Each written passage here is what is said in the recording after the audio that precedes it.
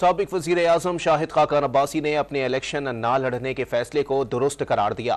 راولپنڈی میں میڈیا سے گفتگو میں سابق وزیر اعظم نے باور کرایا کہ بد نصیبی ہے، اینٹی کرپشن، نیب اور ایف آئی اے الیکشن لڑ رہے ہیں۔ شاہد خاقان عباسی نے خبردار کیا کہ جو الیکشن نہیں لڑ رہے ان کے ساتھ یہ ہو رہا ہے، جو الیکشن لڑ رہے ہیں ان کا کیا حال کیا جاتا ہوگا۔ نصیبی ہے کہ آج اس ملک کے election NAB, anti corruption department, police یہ آج الیکشن لڑ رہے ہیں۔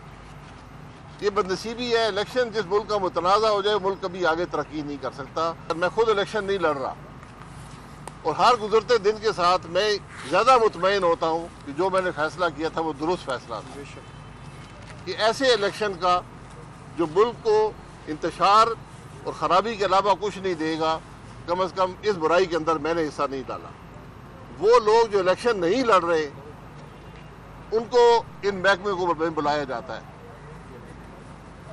تو جو لوگ الیکشن لڑ رہے ہیں ان کا کیا حال ہوگا یہ آپ مجھ سے بہتر جانتے ہیں۔